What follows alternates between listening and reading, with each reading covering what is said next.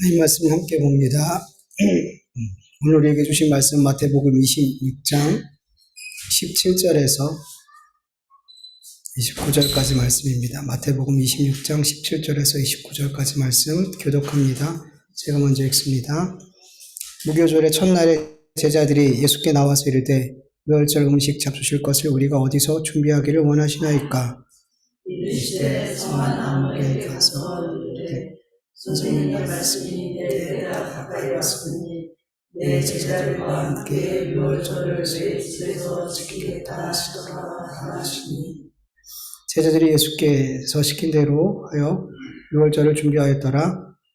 저녁 때에 예수께서 12제자와 함께 앉으셨더니 그들이 먹을 때 이르시되 내가 진실로 너희에게 이르노니 너희 중 한 사람이 나를 팔리라 하시니, 그들이 몹시 결심하여 각각 answered, 주여 아니지요. 대답하여 이르시되 나와 함께 그릇에 손 넣는 그가 나를 팔리라. 인자는 자기에 대하여 기록된 대로 거거니와 인자를 파는 그 사람에게는 화가 있으리로다.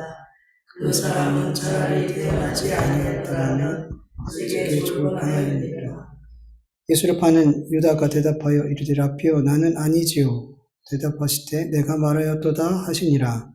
그들이 먹을 때 예수께서 떡을 가지사 축복하시고 떼어 제자들에게 주시며 이르시되 받아서 먹으라 이것은 내 몸이라 하시고 또 잔을 가지사 감사하기도 하시고 그들에게 주시며 이르시되 너희가 다 이것을 마시라. 이것은 주의 사함을 얻게 하려고 많은 사람을 위하여 흘리는 바 나의 피 곧 언약의 피니라. 같이 읽습니다. 그러나 너희에게 이르노니 내가 포도나무에서 난 것을 이제부터 내 아버지의 나라에서 새 것으로 너희와 함께 마시는 날까지 마시지 아니하리라 하시니라. 아멘.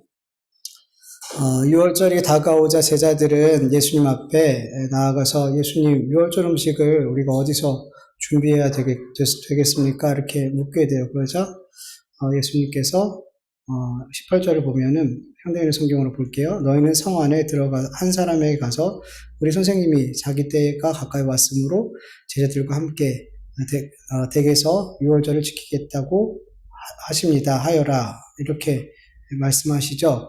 근데 평행본문인 마가복음 14장을 보면은 좀 더 자세하게 이제 기록이 되어져 있어요. 예수님께서 제자들 가운데 2명을 따로 부르셔서 성 안에 들어가라. 그러면은 물동이를 지고 가는 사람을 만나게 되는데 그 사람을 따라가. 그리고 그 물동이를 지고 간 그 집의 주인한테 예수님이 제자들과 함께할 그 유월절 음식을 먹을 객실을 달라고 이렇게 얘기를 해요.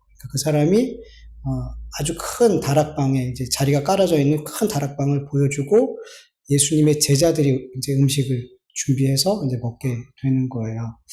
가끔씩 어떤 분들은 이제 그 집주인 사람이 유월절 음식까지 이렇게 준비해 놓는 거라고 생각하시는 분들이 있는데 예수님의 제자들이 이렇게 음식을 준비하게 됐어요.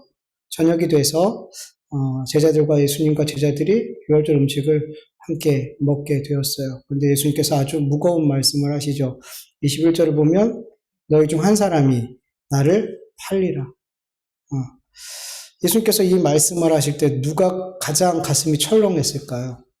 가룟 유다. 그리고 예수님이 나를 지명해서 네가 나를 팔 거야 라고 이렇게 제자들 앞에 이렇게 얘기하면 어떡할까, 이런 어떤 두려움도 있었을 것 같아요. 엄청 긴장이 됐을 것 같아요. 근데 예수님은 다행히 가룟 유다를 지명하지 않으셨어요. 네. 근데 여러분, 가룟 유다를 이렇게 언급하지 않았다 할지라도 예수님께서 이 정도 말씀하셨다면, 너희 중에 나를 팔 자가 있어 라고 이 정도로 얘기했다면, 가룟 유다는 예수님이 내가 예수님을 팔 거라는 걸 알고 계시겠구나 라고 이미 이렇게 짐작하지 않겠어요? 왜냐면 예수님이 어떤 분인지 여태까지 겪어봤으니까. 그러면 내가 예수님 앞에 예수님이 다 알고 계시니 회개하고 용서를 구하고 이렇게 돌이켜야겠다, 이런 마음이 들 법도 한데 그러지 않았어요. 그러지 않았더라는 거예요. 여러분, 예수님의 이 말씀을 들은 다른 제자들은 이 말씀을 진심으로 받아들였어요. 아, 정말 우리 중에 배신자가 있구나. 정말 예수님을 팔 자가 있다라고 생각했어요. 왜냐하면 그들이 그 말씀을 듣고 근심했어요. 몹시 근심했어요. 그러면서 한 명씩 묻기 시작해요. 예수님, 주님, 저는 아니죠. 저는 주님 팔자가 아니죠. 이렇게 한 명씩 한 명씩 예수님 앞에 확인을 받고 싶어요. 자기가 아니라는 것을. 그때 예수님께서 그 각각 묻고 있는 제자들한테 그래, 너는 아니야. 너도 아니야. 이렇게 말씀해 주시면 속이 편할 것 같은데 예수님은 그렇게 대답하지 않으셨어요. 뭐라 그러시냐면 나와 함께 그릇에 손을 넣는 그가 나를 팔리라. 이제 빵이 있었고 빵을 먹는 찍어 먹는 초가 있었는데 나와 함께 빵을 들고 그 초를 찍어 먹는 그 사람이 나를 팔자다. 근데 이 몰라요. 다들 초에 찍어 먹고 있어가지고 이 말씀으로는 누가 예수님을 팔지 몰라요.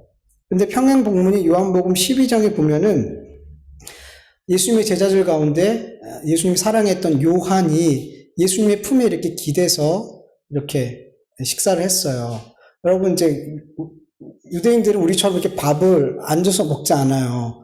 우리가 이제 예수님의 성만찬 이렇게 사진, 유명한 사진 있잖아요. 그 의자에 딱 앉아가지고 12제자가 이렇게 있잖아요. 근데 그렇지 않아요. 유대인들은 약간 비스듬하게 기대서 이렇게 음식을 먹었거든요. 그래서 이렇게, 그 요한이 이렇게 예수님 앞에 이렇게 기대서 이렇게 같이 있는 건 되게 자연스러운 모습이에요.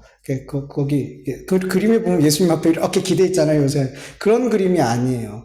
그래서 요한이 이렇게 예수님 앞에 기대에 있는데 베드로가 눈짓을 해요. 누군지 물어봐. 누가 예수님 팔지 예수님 앞에 물어봐. 이렇게 베드로가 눈짓을 해요. 그래서 요한이 알아듣고 물어봤어요. 그러자 예수님께서 이렇게 말씀하시죠. 요한복음 12장 26절에서 27절 보면 예수님께서 대답하시되 내가 떡 한 조각을 적셔주는 자가 그니라 하시고 곧 한 조각을 적셔 가룟 시몬의 아들 유다에게 주시니 조각을 받은 후 곧 사탄이 그 속에 들어간지라. 이에 예수께서 유다에게 이르시되 내가 하는 일을 속히 하라 하시니. 아멘. 요한복음에서는 분명히 가룟 유다가 예수님을 팔 자라는 것을 예수님께서 말로 행동으로 보여주셨죠. 네. 요한한테 보여주셨어요. 그리고 네가 지금 할 일을 속히 해라. 이건 제자들도 다 들었어요. 이 말은. 그런데 아무런 일이 일어나지 않았어요. 요한복음 12장 38절에 보면 이 말씀을 무슨 뜻으로 하셨는지 그 앉은 자 중에 아는 자가 없다. 요한도 그 질문을 물은 요한도 예수님의 이 행동과 이 말이 뭘 의미하는지 몰랐더라는 거예요. 우리는 알잖아요. 이거는 가룟 유다인데 우리가 딱 알잖아요. 그런데 거기는 모든 사람들이 예수님의 말씀을 그 행하시는 일들을 이해를 못했어요. 요한복음에 보면은 예수님께서 가룟 유다한테 뭐 어떤 가난한 자들한테 뭐 떡이라도 나눠주라고 시켰나 보다 뭐 이런 정도로 생각했단 말이죠. 요한은 나중에 이 장면이 가룟 유다를 가리키는 장면이었구나, 그것을 알려주시는 거였구나, 나중에 깨닫고 이제 기록하게 된 거예요, 요한복음에. 여러분, 우리도 그럴 때가 있어요. 많죠.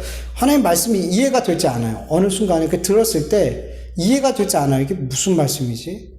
적용도 되지 않고 잘 깨달아지지 않아요. 근데 어느 상황에, 어느 사람과 대화 중에 어느 순간 그렇게 불현듯 그 말씀이 이런 말씀이구나, 이게 깨달아질 때가 있더라는 거죠. 근데 여러분, 이것도 하나님의 뜻이에요.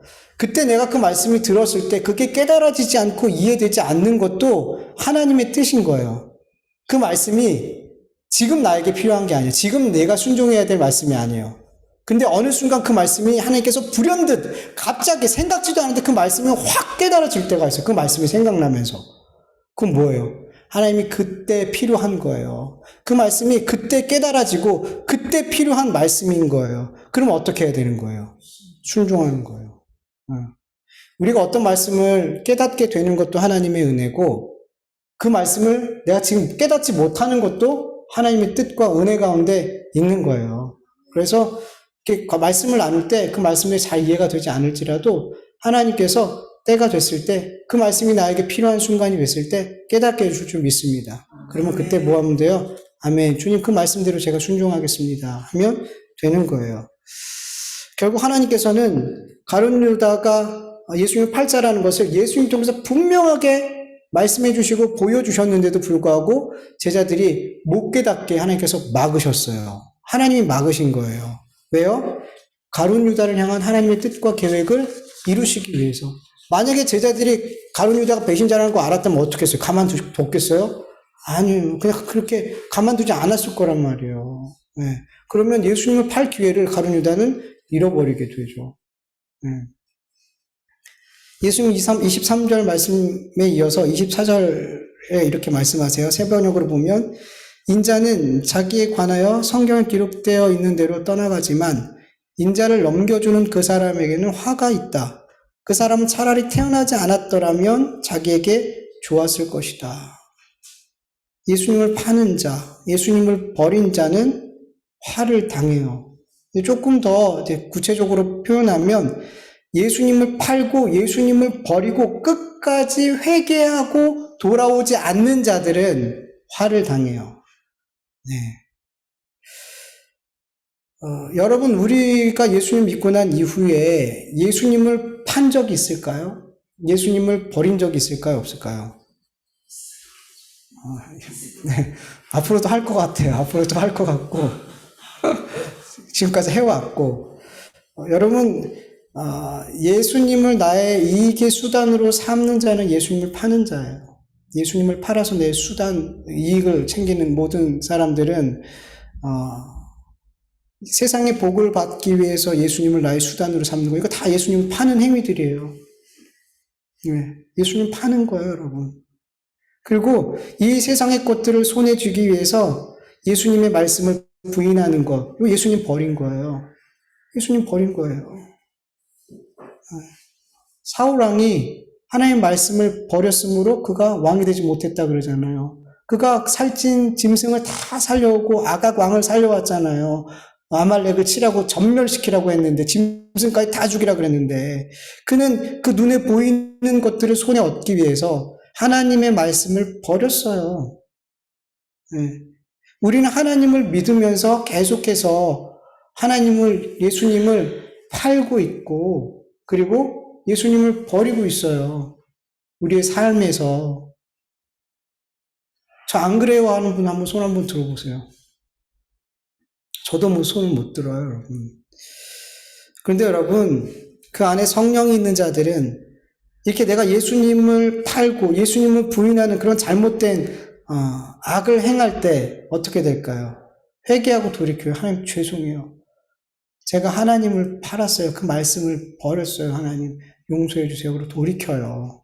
돌이킨단 말이에요. 그러나 성령이 그 안에 없는 자들, 하나님 택함을 받지 못한 자들은 끝까지 회개하지 않고 신앙생활을 한다 해도 계속 그 사람은 예수님을 팔고 예수님을 버리는 삶을 살더라는 거예요. 여러분, 예수님을 판 가룟 유다는 화를 당했죠. 화를 당했어요. 그러나 여러분, 예수님을 3번이나 부인하고 저주했던 베드로는 화를 당했어요, 안 당했어요? 그런 초대교회 기둥 같은 사람으로 쓰임 받았잖아요. 여러분, 도찐개찐이에요. 예수님을 판 자나 예수님을 모른다고 3번이나 부인하고 저주까지 한 자나 여러분 뭐가 다르겠어요? 경중으로 따지면 도대체 누가 더 잘못한 거예요? 똑같아요, 여러분. 그런데 다른 점은 베드로는 회개했어요. 그 안에 뭐가 있기 때문에? 성령님이 계시기 때문에. 하나님 그를 사랑하시고 그를 하나님의 택한 백성으로 삼아주셨기 때문에 그는 잘못했고 예수님을 부인했고 버렸지만 자기가 원래 있어야 될 자리로 돌아오게 하시더라는 거예요. 그러나 가룟 유다는 그렇지 않더라는 거예요. 끝까지 잘못된 길로 가더라는 거죠. 여러분, 하나님께서 하나님의 택한 자녀들을 구원하기 위해서 대제사장들과 서기관들과 장로들과 가룟 유다와 같은 악한 자들을 통해서 하나님의 뜻과 계획을 이루어 가세요. 지난주에 말씀드렸던 것 같지만 그들의 악한 삶을 우리가 막 분노하고 정죄할 필요가 없는 게 그들은 결국 하나님의 택한 자녀들의 구원과 영적 성숙과 자람을 위해서 하나님께서 쓰고 계시는 거라는 거예요. 그래서 우리는 그들 위해서 뭐 하는 거예요? 불쌍히 여기고 기도하는 거죠. 예. 그러나 그 악한 자들의 삶은 어떻게 돼요? 결국 하나님의 영원한 지옥이라는 심판을 받게 돼요. 그래서 그들이 받게 될 영원한 하나님의 심판을 생각할 때 차라리 그들은 이 세상에 태어나지 않았더라면, 존재하지 않았더라면 그 사람에게 가장 좋은 일이 되는 거예요. 네. 이런 말씀을 들을 때 왜 하나님께서는 차라리 태어나지 않으면 그 사람에게 가장 좋았을 인생을 태어나게 하신 것일까? 하나님 너무 잔인하다. 너무 무섭다 하나님. 이런 생각을 할 수도 있을 것 같아요. 근데 여러분, 이것이 하나님의 뭐예요? 주권이에요. 하나님의 주권이에요. 하나님의 뜻, 하나님의 작정이신 거예요. 피조물 된 우리가 이 하나님의 뜻과 작정 앞에 이렇다 저렇다 평가할 수가 없는 거죠. 예. 이런 하나님의 뜻과 작정을 알고 믿는 그리스도인들은 나를 차라리 이 세상에 태어나지 않았으면 좋았을 그런 존재가 아니라 이 세상에 태어난 것이 너무 감사한 존재로 나를 택하신 그 하나님의 은혜를 여러분 우리는 감사하고 찬송하고 영원토록 높여드리는 것밖에 없어요. 네. 우리는 그렇게 하는 거예요. 이렇게 저렇게 왜 하나님은 이렇게 평가하는 게 아니라 나를 이 땅에 태어난 것이 내 삶이 나를 하나님의 자녀 삼으시고 나를 구원받는 하나님 백성으로 삼으신 나를 이 땅에 존재하게 하신 그 하나님을 생각할 때 감사할 수밖에 없는 거예요. 우리는. 네.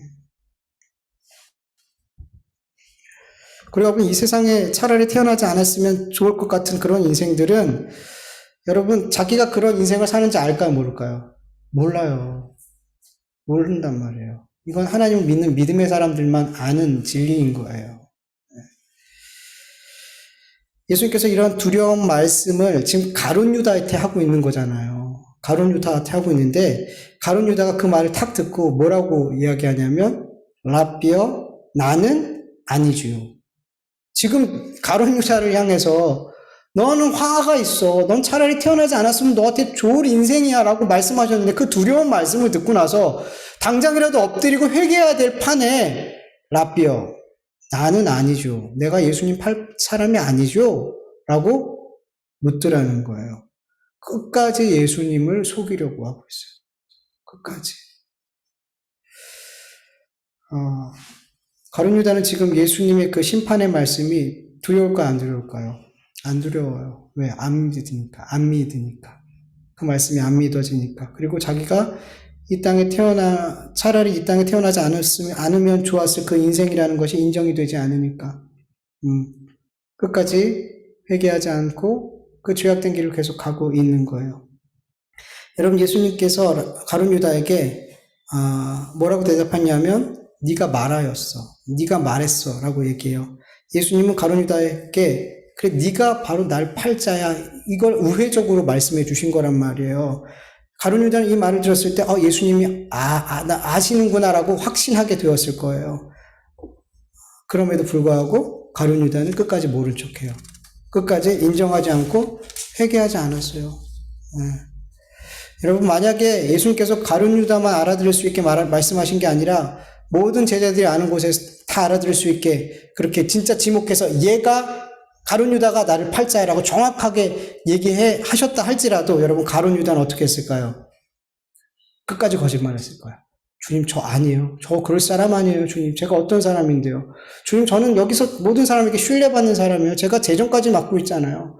거짓말했을 거란 말이에요. 왜냐하면 지금 가룟 유다의 주인은 예수님이 아니라 누구예요? 사탄이에요. 마귀예요. 여러분 모든 제자들이 주님을 향해서 주님 저는 아니지요 라고 물어봤어요. 근데 가룟 유다는 어떻게 물어봤어요? 라비요. 선생님. 다른 제자들은 다 주님이라고 예수님 불렀는데 그만 선생님이라고 불렀어요. 왜요? 지금 가룟 유다에게 예수님은 더 이상 자기가 모든 것을 버리고 생명을 걸고 따르고 순종해야 될 주님이 아니라 선생이었어요. 선생이란 이 단어는 바리새인과 서기관들이 예수님을 부를 때 자주 불렀던 단어예요. 네. 여러분 성경에서는 두 주인을 섬길 수 없다라고 말해요. 두 주인을 섬길 수 없다. 여러분 우리가 누구를 주인을 섬기든 종된 우리는 주인이 원하는 삶을 살게 되어 있어요. 그게 종의 삶이잖아요. 그게 종의 삶이잖아요. 주인에 의해서 좌지우지되는 삶이 종의 삶이잖아요. 그래서 여러분, 내 삶을 주의 깊게 돌아보면은 내가 지금 누구를 주인으로 섬기고 누구의 종으로 살고 있는지 사실 여러분 어렵지 않게 볼 수 있어요. 잘 보세요. 내가 지금 세상에 있는 것들에 매여서 살고 이 세상에 있는 그게 물질이든 힘이든 사람과의 관계든 뭐 자녀든 부모든 내가 누구에게 매여서 누구에 의해서 좌지우지 되고 있는지를 보면 내가 누구의 종으로 살고 있는지 알아요. 내가 이 세상의 것들이 아니라 하나님의 말씀에 의해 좌지우지 되고 살고 있다면 나는 분명히 하나님의 종이 맞아요. 맞아요. 그런데 하나님의 말씀은 뒤로 가 있고 이 세상의 것들에 의해서 내가 그것들이 원하는 삶을 내가 원하는 거지만 그것이 우리를 원하는 거예요, 여러분. 죄가 너희를 원한다 그러잖아요. 우리가 원하는 것 같잖아요, 이 세상에 죄악된 것들을. 근데 그것들이 우리를 원하는 거예요. 죄가 널 원한다. 그 앞에 엎드려져 있다 그러잖아요. 여러분, 다른 사람 보지 마세요. 나를 보세요. 내가 누구의 종으로 살고 있는지를. 저와 여러분 모두 다 예수님의 종으로 살고 있는 삶이 확인되어지기를 여러분 간절히 축원합니다. 우린 주님의 종이에요. 맨날 주님이라고 부르잖아요, 예수님을. 우리는 주님의 종이에요, 여러분. 예수님이 이렇게 제자들에게 너희 중 하나가 나를 팔게 될 것이라고 말씀하신 뒤에 성찬식을 우리가 잘 아는 성만찬을 하게 되죠. 예수님께서 떡을 가지고 축사하시고 떼어 제자들에게 주시면서 말씀하세요. 받아 먹으라. 이것은 내 몸이다. 내 몸이다. 그리고 잔을 가지시고 감사 기도를 드리신 후에 제자들에게 주시면서 말씀하시죠. 너희가 다 이것을 마시라. 이것은 죄 사함을 얻게 하려고 많은 사람을 위하여 흘리는 바 나의 피고 언약의 피다. 여러분, 예수님은 지금 6월절 음식을 드시고 계세요. 6월절 음식. 이 성찬식은 지금 6월절 음식으로 갖고 하고 있는데, 여러분, 6월절 음식을 제자들에게 나누어 주시면서 이건 내 몸이야, 이건 나의 피야, 이건 먹어야 돼 라고 얘기하시는 건 지금 제자들에게 예수님께서 6월절 음식이라는 거죠. 예수님께서 자신이 직접 6월절 음식이 되셔서 제자들에게 자기를 먹이고 있는 거란 말이에요. 여러분, 6월절에 대표적으로 먹었던 음식이 뭘까요? 6월절 어린 양이에요. 6월절 어린 양. 예수님은 지금 6월절 어린 양이야 내가. 그래서 너희는 나를 먹어 라고 말씀하고 있는 거예요. 여러분, 이 예수님께서 이 6월절에 이런 성만찬을 하신 것을 우리가 이 의미가 뭔지를 알려면 6월절을 알아야 되겠죠. 우리 6월절이 어떤 절기인지 좀 길지만 한번 읽어볼게요. 하나님께서 모세를 통해서 이스라엘 백성들에게 6월절 절기를 주는데 하나님께서 이스라엘을 애굽에서 출애굽시키기 위해서 10가지 재앙을 내리잖아요. 근데 이 10가지 재앙을 마지막 재앙이 장자의 죽음인데 이 장자의 죽음으로 애굽을 치시기 바로 전에 하나님께서는 이 6월절 절기를 이스라엘 백성에게 지키라고 명령을 하세요. 한번 읽어볼게요. 시작. 너희 어린 양은 흠 없고 1년 된 수컷으로 하되 양이나 염소 중에서 취하고 이달 열 나흘 날까지 간직하였다가 해질 때에 이스라엘 회중이 그 양을 잡고 그 피를 양을 먹을 집 좌우 물선추와 임방에 바르고 그 밤에 그 고기를 불에 구워 무교병과 쓴나물과 아울러 먹되 날 것으로나 물에 삶아서 먹지 말고 머리와 다리와 내장을 다 불에 구워 먹고 아침까지 남겨두지 말며 아침까지 남은 것은 곧 불사르라. 너희는 그것을 이렇게 먹을지니 허리에 띠를 띠고 발에 신을 신고 손에 지팡이를 잡고 급히 먹으라. 이것이 여호와의 유월절이니라. 다음도 읽을게요. 내가 그 밤에 애굽 땅을 두루다니며 사람이나 짐승을 막론하고 애굽 땅에 있는 모든 처음 난 것을 다 치고 애굽의 모든 신을 내가 심판하리라. 나는 여호와라. 내가 애굽 땅을 칠 때에 그 피가 너희가 사는 집에 있어서 너를 위하여 표적이 될지라. 내가 피를 볼 때 너희를 넘어가리니 재앙이 너희에게 내려 멸하지 아니하리라. 아멘. 하나님께서는 이 마지막 10번째 장자의 죽음, 첫 번째로 난 모든 생명, 수컷을 다 죽이는 짐승이든 사람이든 이 재앙을 내리기 전에 이렇게 이스라엘 백성에게만 이 재앙을 피할 수 있는 길을 알려주셨어요. 순양 가운데 1년 된 흠없는 어린 양을 잡아서 그 피를 좌우 문설주에 바르고 그 고기는 불에 구워서 목여본과 쓴나물과 함께 먹는 거예요. 그러면 하나님께서 보내신 천사가 그 집에 발라져 있는 어린 양의 피를 보고 그 집에 있는 장자를 죽이지 않고 넘어가요. 그래서 유월절인 거예요. 네. 여러분 출애굽기 12장 29절에서 30절까지 보면 밤중에 여호와께서 애굽 땅에서 모든 처음 난 것 곧 왕위에 앉은 바로의 장자로부터 옥에 갇힌 사람의 장자까지와 가축의 처음 난 것을 다 치심에 그 밤에 바로와 그 모든 신하와 모든 애굽 사람이 일어나고 애굽에 큰 부르짖음이 있으니 이는 그 나라에 죽음을 당하지 아니한 집이 하나도 없음이었더라. 아멘. 여러분 하나님께서 애굽을 심판하실 때 애굽에 살고 있는 모든 집의 장자들은 그리고 가축의 처음 난 것들은 어떻게 됐어요? 하나도 남김없이 다 죽었어요. 하나도 남김없이. 그러나 이스라엘 백성 가운데는 그 가정마다 그 장자들이 하나도 죽지 않았어요. 짐승까지도 하나도 죽지 않았어요. 출애굽기 11장 6절 7절을 보면 마지막 재앙을 애굽 왕에게 이렇게 모세가 이야기하면서 이렇게 얘기해요. 애굽 온 땅에 전무후무한 큰 부르짖음이 있으리라. 그러나 이스라엘 자손에게는 사람에게나 짐승에게나 개 한 마리도 그 혀를 움직이지 아니하리니 여호와께서 애굽 사람들과 이스라엘 사이를 구별하는 줄 너희가 알리라. 아멘. 하나님께서는 이스라엘 사람과 그리고 하나님의 백성이 아닌 애굽 사람들을 정확하게 구분하셨어요. 마치 마지막 때 염소와 그 양을 구별하는 것처럼 그렇게 정확하게 구분하셨어요. 정확하게. 여러분 이렇게 애굽 사람과 이스라엘 사람을 양과 염소를 정확하게 구분한 그 기준이 뭐였을까요? 유월절 어린 양의 피였어요. 네, 유월절 어린 양의 피. 이 피를 바른 자들만 하나님께서 심판하지 않았어요. 네. 여러분, 우리가 죄에서 구원받고 영원한 생명을 얻은 것은 우리의 어떤 행위로 말미암지 않은 거예요. 우리는 이 유월절을 통해서 이것을 분명하게 알 수 있는 거예요.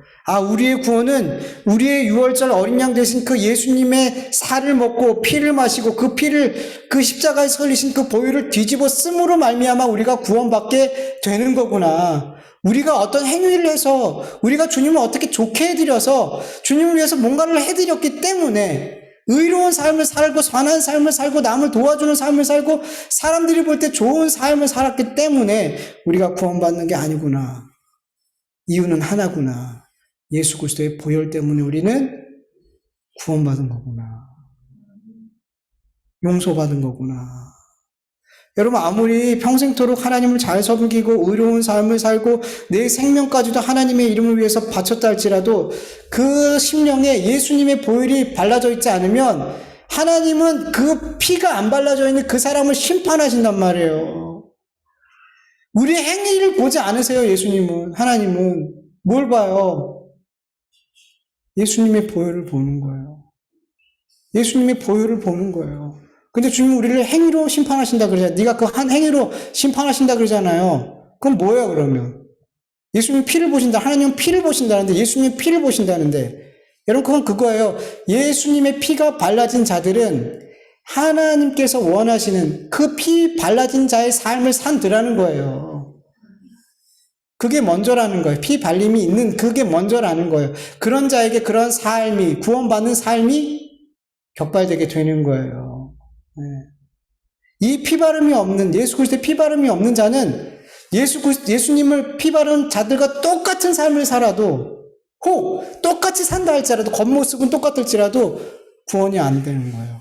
구원을 못 받아요. 왜냐하면 그 사람이 그 어떤 하나님 기뻐하시는 하는 어떤 그 중심, 그 일을 하는 중심은 뭐가 있냐면 나를 위해서 하더라는 거예요. 내 영광을 위해서. 근데 그 예수 그리스도의 피가 발라진 자들은 나의 영광과 내 의를 위해서 하는 게 아니라 하나님의 영광을 위해서, 그 은혜에 감사해서 그 믿음의 삶을, 그 피 바른 자의 삶을 살더라는 거예요.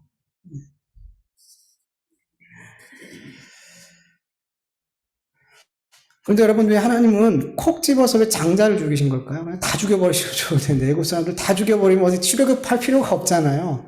근데 장자를 죽이시고 장자만을 살리셨어요. 장자만을. 여러분, 이것도 분명한 큰 의미가 담겨져 있어요. 여러분, 우린 영적 이스라엘이죠. 우리 그리스도인들은. 여러분, 영적 이스라엘인 우리 그리스도인들은 모두 다 장자예요. 하나님 앞에서 장자예요. 하나님의 택함 받은 자들은 영적으로 차자가 없어요. 모두 다 장자예요. 왜? 우리가 하나님의 나라를 유업으로 받잖아요. 우리가 모두 다. 근데 구약시대도 그렇고 아버지의 유산을 가장 먼저 물려받고 그 가문을 이을 사람은 장자예요. 근데 우리 그리스도인들은 모두 다 하나님의 나라를 유업으로 받을 자라고 성경은 말씀하고 있어요. 그래서 우리 그리스도인들은 차자가 없어요. 모두 다 장자예요. 그래서 히브리서 12장 23절에 보면 하늘에 기록된 장자들의 모임, 하나님의 백성들을 하늘에 기록된 장자들이라 그래요. 우린 모두 다 장자인 거예요. 네. 그래서 이 6월절에 장자들이 구원받은 거예요. 네. 이 6월절에 우리가 모두 다 장자이기 때문에. 여러분, 예수님은 오늘 본문에서 예수님의 살과 예수님의 피를 먹고 마시라고 명령하세요. 그렇다면 여러분, 지금 우리는 예수님의 살과 피를 어떻게 먹을 수 있을까요? 어떻게 먹을 수 있을까요? 보통 성찬식 때 떡과 포도주를 나누면서 이건 예수님의 살입니다. 이것은 예수님의 보혈입니다. 이러면서 우리가 나눠 먹잖아요.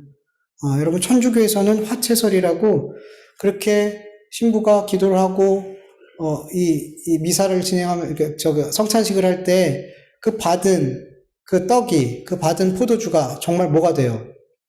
예수님의 살과 예수님의 피가 되어진다라고 믿어요. 그래서 그때 그들은 그냥 떡과 포도주를 먹는 게 아니라 예수님의 살로 변화된 그 떡을 먹고 예수님의 보혈로 변화된 그 포도주를 마신다라고 믿어요. 네. 정말 그렇다면, 이게 정말 진리라면 천주교에 다니고 이런 어떤 성찬을 하고 하는 이 모든 사람들은 다 구원받아요. 다 구원받아요.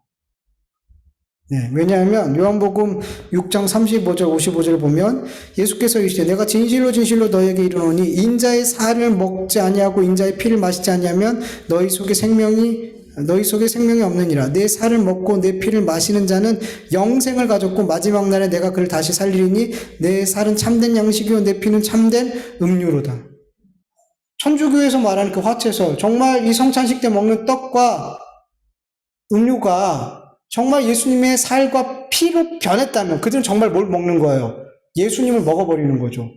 그렇다면 이 사람들은 다 영생을 얻은 거예요. 구원을 받은 거예요. 정말 그게 진리라면 우리도 다 거기 가서 성찬해야 돼요. 우리도 다. 그게 진리라면. 근데 아니라는 거죠. 아닌 거예요, 여러분. 천주교의 그 어떤 구조, 그들이 믿고 있는 어떤 잘못된 여러 교리들, 여러분 그런 것들은 그들에게 구원을 줄 수 없어요. 간혹가다 정말 천주교 안에서 예수 그리스도를 바르게 만난 분들이 가끔씩 있어요. 그분들은 예수 그리스도를 믿음으로 말미암아 천국에 가요. 그러나 그 잘못된 교리를 그대로 믿고 그 잘못된 교리를 따르는 사람들은 그 잘못된 구조와 그것을 그대로 수용하고 믿고 그렇게 내 행함이 내 구원에 영향을 줄 수 있다라고 믿고 그렇게 잘못된 믿음을 갖고 신앙생활하면 거긴 구원 없어요. 아무리 성찬식을 해도 구원 못 받아요. 여러분, 성찬식 때 떡과 포도주를 먹고 마시는 것이 곧 예수님의 진짜 살과 피를 먹고 마시는 것이 아니에요. 그래서 성찬식은 6월절 어린 양 되신 예수 그리스도께서 우리의 죄를 위해서 십자가에 죽으시고 우리를 대속하시고 구원하신 그 용서하심과 그 사랑하심과 그 복음을 기억하고 기념하고 주님 다시 오실 때까지 전하기 위해서 우리가 성찬식을 하는 거예요. 예.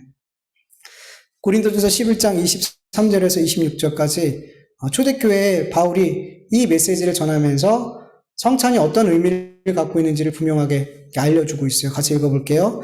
내가 너에게 전한 것은 주께 받은 것이니 곧 주 예수께서 잡히시던 밤에 떡을 가지사 축사하시고 떼어 이르시되 이것이 너희를 위하여 내 몸이니 이것을 행하여 나를 기념하라 하시고 식후에 또한 그와 같이 잔을 가지시고 이르시되 이 잔은 내 피로 세운 새 언약이니 이것을 행하여 마실 때마다 나를 기념하라 하셨느니 너희는 이 떡을 먹으며 이 잔을 마실 때마다 주의 죽으심을 그가 오실 때까지 전하는 것이라. 아멘. 성찬이 어떤 의미인지 이미 초대교회에서는 이렇게 정확하게 이렇게 자리를 잡았어요. 근데 이게 자꾸 변질된 거죠. 이 진리의 말씀이 이 의미가, 이 성찬의 의미가 자꾸 잘못 이렇게 되어진 거죠.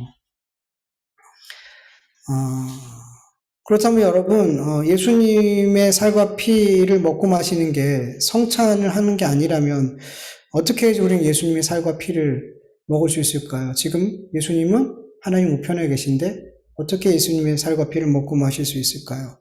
요한복음 6장 56절을 보면 내 살을 먹고 내 피를 마시는 자는 내 안에 거하고 나도 그의 안에 거하나니라고 말씀하세요. 예수님의 살과 피를 먹는 자는 예수님과 연합이 돼요. 하나가 된대요. 예. 여러분, 예수님께서 하나님과 어떻게 하나가 되셨을까요? 예수님이 하나님 안에 거하고 하나님이 예수님 안에 거하는 그런 연합, 하나됨이 어떻게 이루어졌을까요? 요한복음 6장 10절에 보면 내가 아버지의 계명을 지켜 그 사랑 안에 거하는 것 같이 너희도 내 계명을 지키면 내 사랑 안에 거하리라. 여러분, 예수님은 하나님의 그 계명을 지킴으로 말미암아 하나님과 사랑으로 하나 되셨어요. 사랑으로 연합하셨어요. 하나님의 말씀을, 하나님의 계명을 지킴으로. 네. 여러분, 우리도 마찬가지예요. 우리가 예수님과 연합하고 하나가 되기 위해서는 예수님이 우리가 예수님 안에 거하는 방법은 뭐예요? 예수님의 계명을 지키는 것. 그럼 예수님의 계명은 뭘까요? 예수님께서 말씀해 주셨어요. 요한복음 5장, 15장, 12절을 보면 내 계명은 곧 내가 너희를 사랑한 것 같이 너희도 서로 사랑하는 이것이라. 아주 간단하게 말씀해 주셨어요. 너가 내 안에, 내가 네 안에 거하는 거는 네가 내 말에 순종하면 돼. 내 계명을 지키면 돼. 그 계명은 하나야. 사랑해. 어떻게 해요? 우리 인간적인 사랑 아니에요. 내 안에서 나오는 사랑 아니에요. 그건 누구나 다 아는 사랑이잖아요. 근데 주님은 뭐라고 말씀하세요? 내가 너희를 사랑한 것 같이. 내가 너희를. 이게 전제예요. 그냥 사랑이 아니란 말이에요. 예수님이 우리를 어떻게 사랑하셨어요? 십자가에 죽기까지 사랑하셨고 우리의 발을 닦아주셨어요. 우리의 죄악을 덮어주셨어요. 우리를 위해서 대신 찔림을 받으셨어요. 채찍에 맞으셨어요. 상함을 당하셨어요. 우리를 구원하기 위해서 우리를 사랑하셔서 그게 우리가 받은 사랑이에요.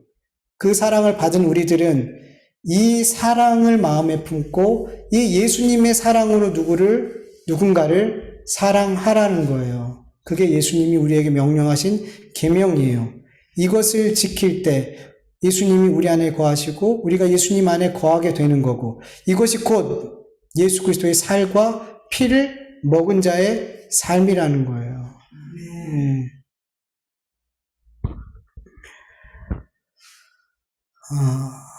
여러분, 예수님의 살과 피를 먹고 마시고 그 피를 바른 자들은 어떻게 됐어요? 출애굽했어요. 이 유월절 어린 양의 피를 바르고 그 양을 먹은 그들은 결국 출애굽을 하게 됐죠.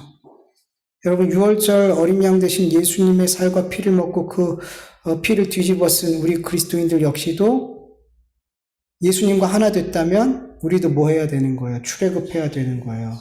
애굽은 뭘 상징한다 그랬어요? 세상을 상징해요. 이 세상에서 출애굽, 이 세상에서 나가야 되는 거예요. 그러면 우리는 어떻게 해야 돼요? 세상을 나가는 거 그러면 머리 깎고 절로 가고 막 이런 거 아니잖아요. 사람도 없는 곳에서 이런 거 아니잖아요. 여기서 세상에서 출애굽한다는 건 뭐예요? 여러분 우리가 가지고 있었던 애굽에서 살았던 그 옛 습관들, 애굽에서 사랑했던 것들, 애굽에서 즐겨 했던 것들, 내 몸을 위해서 나의 유익을 위해서 살았던 그 애굽의 모든 습관들 거기서부터 출애굽하라는 거예요. 그 옛사람을 버리고 새 사람을 입으라는 거예요. 모한 자들은 예수님의 살과 피를 먹고 마시고 바른 자들은 반드시 뭐 해야 돼요? 출애굽해야 돼요. 근데 왜 안 하냔 말이죠. 예수님의 살과 피를 먹고 그랬으면 이제는 출애굽해서 광야로 들어가야 되잖아요. 그렇죠? 광야가 어떤 곳이에요? 고난이잖아요. 고난이에요. 여러분 예수 그리스도를 따르는 건 십자가를 지고 자기를 부인하는 광야의 삶이라는 거예요. 거기서 우리는 뭘 배워요? 아, 우리가 육신의 것, 이 육신의 떡, 이 세상의 것으로 사는 게 아니라 그것으로만 사는 게 아니라 하나님의 입에서 나오는 모든 말씀으로 내가 사는 거구나. 그 광야에서 하나님이 구름 기둥과 불 기둥과 만나와 메추라기로 우리의 삶을 인도하고 계시는구나. 이 광야에서 살 수 없는 땅이지만 우리 그리스도인들은 세상에서 살 수 있어요, 없어요? 못 살아요. 이 광야 같은 이곳에서 못 살아요. 아, 주님이 내 삶을 이끄시는구나. 이거 배우는 거잖아요. 그리고 나중에 그렇게 내가 주님으로만, 그렇게 주님의 인도하심으로만 내가 사는구나라고 깨닫고 나서 그 훈련이 끝난 다음에 우리는 어디 가는 거예요? 가나안 들어가는 거예요. 그 광야가 끝나고 나서 우리는 천국을 누리게 되는 거예요. 여러분 이 과정이 우리에겐 필요하단 말이에요. 출애굽하고 이 애굽의 삶을 버리고 출애굽하고 광야의 삶을 살고 그리고 하나님의 나라에 들어간 이 과정이 반드시 우리에게 필요해요. 그런데 광야로 들어가기는커녕 아직도 애굽에 살고 있는 분들이 너무 많아요. 너무 많아요. 여러분 우리는 광야로 가야 돼요. 아무리 애굽이 풍족하고 광야랑 애굽이랑 어떻게 비교가 돼요? 여러분 예수 그리스도를 믿는 삶과 예수 그리스도를 믿지 않는 사람들의 삶 겉으로 볼 때 여러분 예수 믿지 않는 삶이 훨씬 편해요. 훨씬 자유롭죠. 네. 득이 될 게 더 많잖아요. 불법을 행해도 뭐 찔림도 없고 사람들만 잘 속이면 되고 근데 우리 하나님 못 속이잖아요. 광야의 삶은 늘 하나님을 인식하면서 사는 삶이잖아요. 불편하죠. 광야의 삶이 힘들죠. 그러니까 들어갈 생각을 안 해요. 근데 여러분 출애굽해야 될 줄 믿습니다. 아멘. 내가 과거에 그렇게 좋아했던 그렇게 즐겼던 그렇게 사랑했던 그 모든 광야 그 애굽의 삶을 여러분 우리가 예수 그리스도의 살과 피를 먹었다면 유월절 어린 양의 피를 바르고 그리고 그 예수 그리스도의 양 되신 예수 그리스도의 살을 먹었다면 여러분 출애굽할 수 있기를 간절히 축원합니다. 출애굽하지 않는 자는 어떻게 될까요? 세상인 거예요. 그냥 세상인 거예요. 아직 안 먹은 거예요. 예수 그리스도를 안 먹은 거예요. 그 피를 바르지 않은 거예요. 그래서 출애굽을 안 한 거예요. 근데 여러분 계속 그렇게 돼 있으면 어떻게 돼요? 주님 오셨을 때 애굽에 있는 자들은 다 어떻게 돼요? 죽어요. 여태까지 애굽에 그런 부르짖음이 없었대잖아요. 주님 오실 때 그런 부르짖음이 있을 텐데 그때 애굽에 남아있는 자들은 어떻게 돼요? 죽는다니까요. 출애굽한 자들 그들만 사는 거예요. 여러분 출애굽하길 간절히 원합니다. 광야의 삶 힘들고 어렵지만 주님 인도해 주실 줄 믿습니다. 주님이 다 준비하고 계세요. 물을 준비하시고 양식을 준비하시고 그들이 그렇게 40년 광야를 지났지만 그 옷이 헤어지지 않았어요.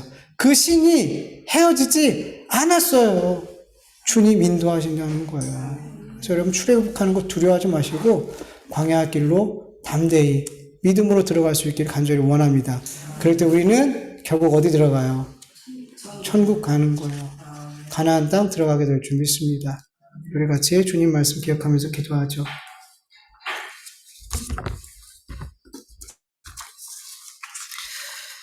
하나님 아버지 감사합니다. 오늘도 하나님의 존전에 나와서 하나님 앞에 찬송 드리고 기도할 수 있고 말씀을 듣고 예배할 수 있도록 도와주심을 너무나 감사합니다. 하나님 아버지 오늘도 주의 말씀을 기억하며 기도합니다. 하나님 이 땅에 이 애국 같은 이 세상에서 아버지 하나님 우리를 구원하기 위해서 예수 그리스도를 보내주셨습니다. 그 예수 그리스도의 십자가에 못 박아 죽임으로 예수 그리스도를 유월절 어린 양 삼음으로 말미암아 우리를 이 세상에서 구원하셨습니다. 우리를 아버지 그 죽음에서 영원한 심판에서 구원하셨습니다.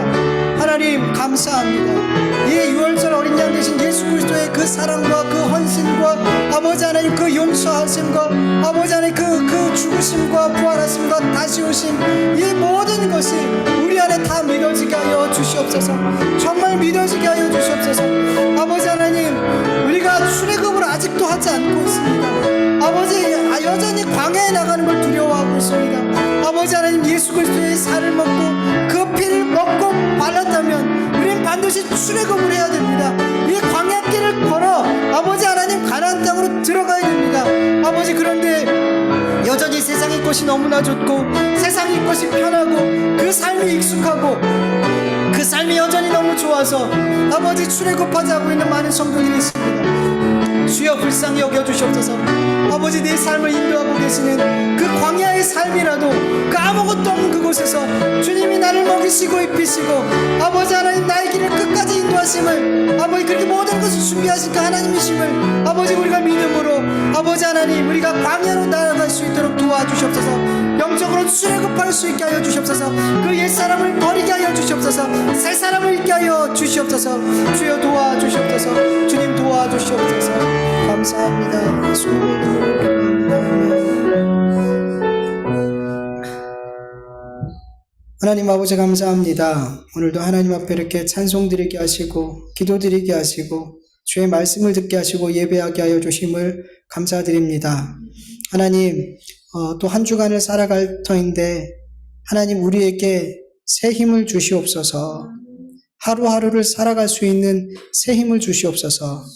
우리가 가지고 있는 것들을 소망하면서 우리의 힘과 아버지 우리의 어떤 재능과 우리의 것을 소망하면서 살아가면 아버지 우리는 늘 불안할 수밖에 없습니다. 그리고 그런 삶은 하나님이 기뻐하지 않는다는 것을 우리가 너무나 잘 알고 있습니다. 하나님 나를 의지하지 않게 하여 주시옵소서.